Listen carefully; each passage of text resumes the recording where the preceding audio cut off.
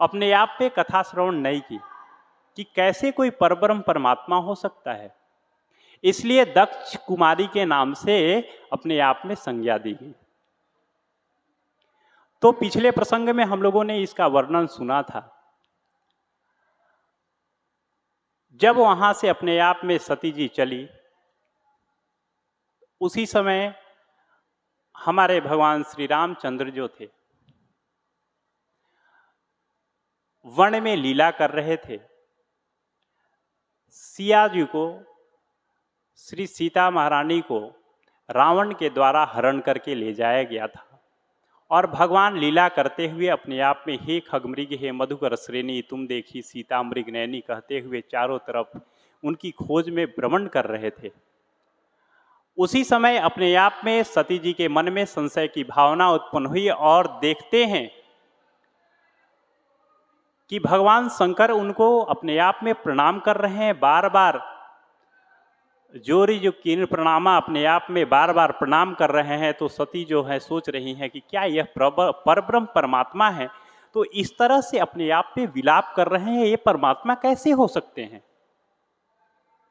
और उसी के वजह से संशय के कारण अपने आप में परीक्षा लेने गई हैं और परीक्षा लेने के बाद लौटी भी हैं। इस यहाँ तक हम लोग कथा श्रवण किए थे। आगे अपने आप में जो दक्ष कुमारी हैं वो संशय के कारण परीक्षा ली, जिसके वजह से भगवान शंकर जो हैं, देखिए किसी भी स्त्री का, किसी भी व्यक्ति का स्वभाव, किसी भी व्यक्ति का जो स्वरूप होता है, व्यक्ति अपने स्वरूप को बदल सकता है लेकिन व्यक्ति अपने स्वभाव को नहीं बदल सकता। सती जी का स्वरूप सीता के रूप में हो गया, परीक्षा लेने के लिए सीता बन गई, लेकिन उनका स्वभाव नहीं बदला। और सती जी जो हैं वो आज तक कभी, देखिए हमेशा एक चीज याद रखिए कि ब्रह्म, उसके बाद माया और फिर माया के बाद जीव। तो यहां पर भगवान श्री राम जो है वो ब्रह्म हैं, मां सीता जो है माया हैं और लक्ष्मण जी जीव हैं।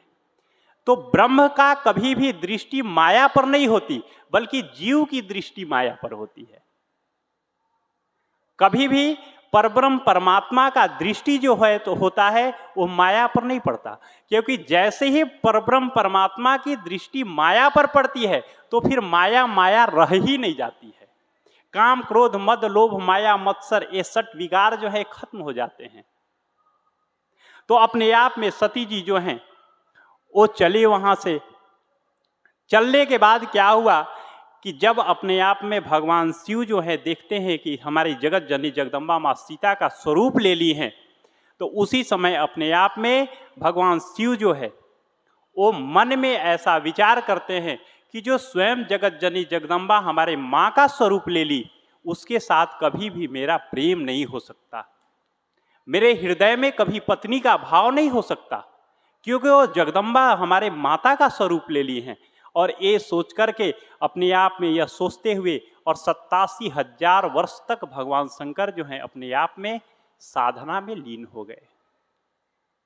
और अपने आप में सती जी जो हैं उनको ऐसा पता चल ही गया कि अपने आप में भगवान शंकर जो हैं वो हमें छोड़ दिए। और मन ही मन दुख से विचार कर रही हैं कि तो मैं विनय करऊं कर जोरी छूटऊ बेग देहि यह मोरी। यदि भगवान दीनदयाल हैं तो इस दुख से अच्छा है, पति के वियोग से अच्छा है कि मेरा अब देह छूट जाए। क्योंकि देखिए स्त्री का श्रृंगार जो होता है वह पति ही होता है, और अपने आप में चकोर पक्षी की तरह वह पति को प्रेम करती है।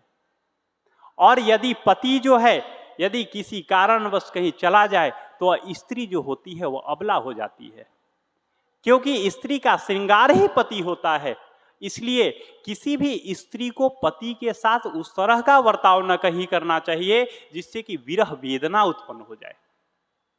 बार बार दीनदयाल से सती जी जो हैं वो प्रार्थना कर रहे हैं कि हे प्रभु, इससे अच्छा है कि मेरा अपने आप में देह जो है वो छूट जाए। लेकिन देह छूटे भी तो ऐसा नहीं है कि अपने आप में भगवान शिव को अब त्याग कर दूं मैं, अगले जन्म में भी मुझे शिव जी का ही प्राप्ति हो। तो अपने आप में ऐसा सोच ही रही थी। उसी समय अपने आप में बीते संबत सहस सतासी तजी समाधि शंभुव विनाशी। 87,000 वर्ष बीतने के बाद अपने आप में हमारे भगवान शंकर जो हैं, उनका जब ध्यान टूटा तो अपने आप में राम नाम शिव सुमिरन लागे, जाने उसती जगते पति जागे। सती जी जान गई कि अपने आप में जगतपति जो हैं वो जाग गए हैं। तो उसी समय दक्ष जो था प्रजापति बना था, और दक्ष जो है अपने आप में एक बार भगवान शंकर का उपहास उड़ाया था और अपने आप में भगवान शंकर से उसका विरोध था। और उसी समय वह यज्ञ कर रहा था जिसमें अपने आप में भगवान जितने भी देव थे वो सब अपने अपने विमान से उस यज्ञ को देखने के लिए जा रहे थे। सती जी जब पूछती हैं भगवान शंकर से कि ये सब देवतागण कहाँ जा रहे हैं, तो भगवान शंकर कहते हैं कि ये सब अपने आप में दक्ष प्रजापति के यहाँ जा रहे हैं। उन्होंने एक यज्ञ का आयोजन किया है, उस यज्ञ में सब भाग लेने जा रहे हैं। तो सती जी अगर किसी भी स्त्री के मायके में किसी प्रकार